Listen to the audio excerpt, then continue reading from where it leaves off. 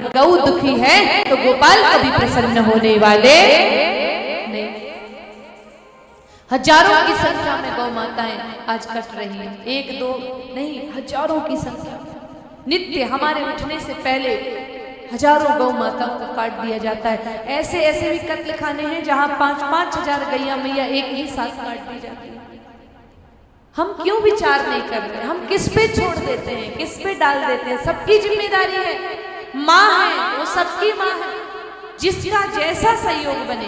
अगर आप घर में गौ माता ला सकते हो तो घर में सेवा करो। ये मत सोचो कि मेरे एक गौ सेवा करने से क्या हो जाएगा, एक एक से ही तो अनेक बनते हैं। प्रयास तो करो, हम तो जगाने के लिए निकले हैं। हमने तो संकल्प लिया है 21,000 सत्संग के और 2100 कथाओं के माध्यम से जन जन के हृदय में गौ माता की महिमा को प्रतिस्थापित करेंगे। ये जो कथा आप सुन रही है 444वीं कथा आप श्रवण कर रहे हैं। अभी तक 3600 से अधिक सत्संग हो चुके हैं। हमारा एक ही भाव, एक तो शुरू करो, एक से अनेक हो जाता है। मेरी प्यारी माताओं बहनों और भाई, जैसे भी बने, गौशाला में बने तो गौशाला में सेवा करो, घर में बने तो घर में करो। गर्मी का मौसम है, अपने घर के आगे पानी की बाल्टी भर के रख दो, कोई गौ माता प्यासी होगी पानी पी लेगी। अपने घर का भोजन गौ माता को भी जिमाओ, चारा जिमाओ, सेवा करो, क्योंकि गौ माता की आज बहुत बुरी स्थिति है मेरी बहन। कभी गलती से गौ माता की उस बात को सुन मत लेना जिस तरह से गौ माता को आज काटा जा रहा है। कैसे वर्णन करें, समझ नहीं आता। कैसे लोगों को जगाएं? इतना समझाने के बाद भी लोग कहते हैं गाय तो पशु। अरे सारे विश्व की माँ कन्हैया जिनके पीछे घूमते थे और राम जी जिनके लिए धरती पर आए, भगवान ने स्वयं ने गैया चराई, कन्हैया ने स्वयं ने गौ चराई। शिव जी ने अपने सामने नंदी बाबा को बिठा लिया, दत्तात्रेय भगवान ने अपने साथ में गौ माता ले ली, महाराणा प्रताप ने गौ माता के लिए शेर से युद्ध कर लिया, स्वयं शिवाजी महाराज ने कसाई की गर्दन काट दी 8 वर्ष की उम्र में, तेजाजी महाराज ने गौ माता को बचाने के अपने प्राण दे दिए, बाबूजी राठौड़ ने फेरे छोड़ दिए और 3 फेरे लेकर के ही वो गौ रक्षा करते करते अपने प्राण दे गए। बताओ, ऐसी गौ माता जिसके लिए भगवान ने, महापुरुषों ने, देवों ने अपना जीवन अर्पण कर दिया, हम कैसे उन गौ माता को साधारण समझ लेते हैं? आज हमने जिस गौ माता को स्थान नहीं दिया, हजारों गौ माताएं रोड पर घूमती हैं, हजारों गौ माताएं डंडे पत्थर खा रही हैं। गौ माता के तन में सारे देवी देवता हैं और ऐसी गौ माता अगर हमारे देश में अपमानित हो रही है तो ये हमारे लिए तो शर्म की बात है मेरी भाई। जिस समय गौ माता को कत्ल खाने ले जाया जाता है ना, माताओं सुन लोगे तो आपका शरीर कांप जाएगा, आप सुन भी नहीं पाएंगे और मैं बोल भी नहीं पाऊंगी। लेकिन आग्रह इतना करेंगे कि गौ माता के विषय में दिमाग कम लगाएं, दिल का प्रयोग, हृदय का प्रयोग हम ज्यादा करें। इससे क्या होगा? गौ माता की रक्षा होगी। आज गौ सेवा में भी ऐसे ऐसे लोग आ बैठे हैं जो केवल अपने मान सम्मान और प्रतिष्ठा के लिए कार्य कर रहे हैं। गौ माता से ऐसा कोई भाव नहीं, और जो सेवा कर रहे हैं मैं उनको प्रणाम करती हूँ, वंदन करती हूँ। जो गौशालाएं संचालित कर रहे हैं, जो गौ रक्षा कर रहे हैं, जो गौ सेवा कर रहे हैं, आप भी कीजिए।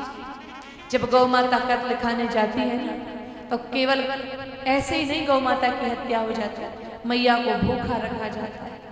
भूखा रखने के बाद उन गौ माता को उनके ऊपर उबला गर्म पानी डाला जाता है। हम अगर उंगली डाल देंगे ना तो चमड़ी निकल के बाहर आ जाएगी। इतना उबलता खोलता पानी सिर्फ इसलिए डाला जाता है ताकि उनके चमड़े को जीते जी उखाड़ा जा सके, निकाला जा सके, और जो मांस है वो मांस लाल हो जाए ताकि विदेशों में महंगा बिके। लोग आज गौ माता को खा गए।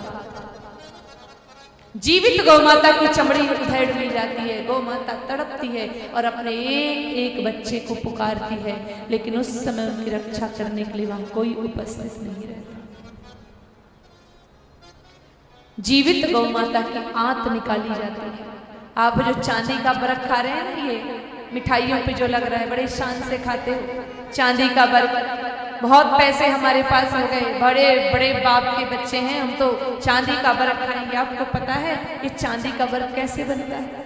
गौ माता की आंत को खींच करके और उस आंत के साथ कुछ चांदी इत्यादि के टुकड़े रख के पीटा जाता है, कूटा जाता है, उसके बाद तैयार होता है। ये गौ माता की आंत से बना हुआ है। इसको जो आप खा रहे हो ये कोई बहुत अच्छी चीज नहीं है। हम खा के चले जाते हैं। गैया मैया की आंत को खींचने के बाद उन गौ माता की हालत अब ना देखने की रह जाती है, ना बोलने की रह जाती है। जीवित गौ माता के साथ ये रोज हजारों गौ माताओं को ऐसे हमारे देश में काटा जा रहा है। जब गले पर कट लगाते हैं तो सारा ब्लड, सारा खून बाहर खींच लिया जाता है। वैक्यूम पंप के माध्यम से पूरा रक्त निकाला जाता है और एक ही मशीन का एक बटन दबाते हैं कि ममता की मूरत, प्रेम की, करुणा की मूरत मांस के लथेरों में बदल जाती है। मेरे भाई, क्या हो रहा है हमारे देश में? ये अहिंसा की भूमि है, ये गौ की भूमि है, ये गोपाल की भूमि है, ये राम की भूमि है। गौ माता की चिंता क्यों हमें नहीं है? हजारों हजारों गौ माताएं अपना प्राण त्याग दे रही हैं। और जब तक गाय माता दुखी रहेगी तब तक हम सुखी नहीं रह सकते मेरे भाई। सर्दी के मौसम में हम कंबल ओढ़ लेते हैं, लेकिन गौ माता बाहर ठिठुर कर अपना प्राण दे देती है।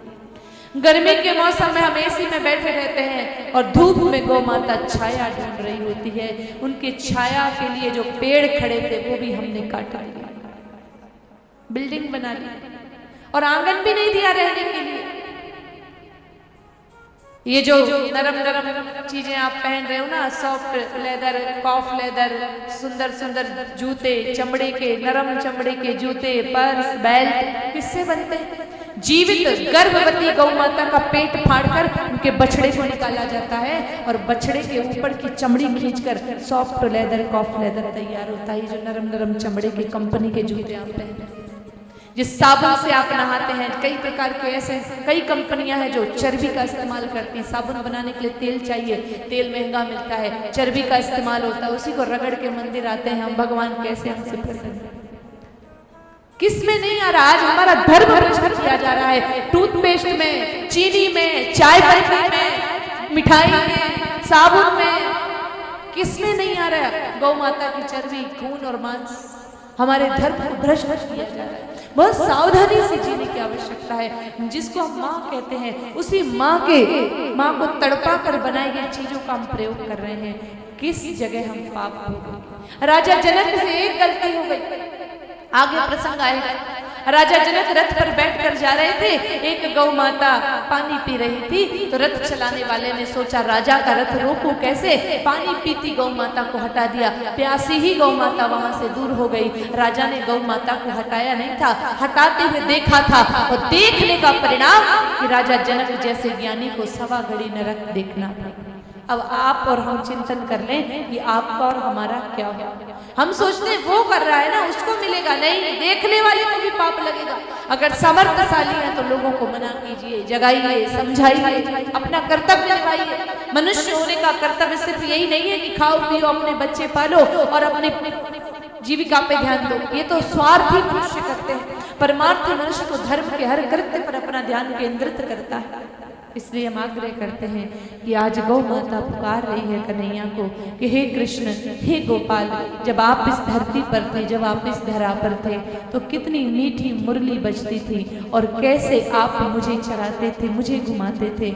लेकिन हे कृष्ण, आज इस धरती पर, हे राम जी, आज मेरी कोई कदर नहीं है।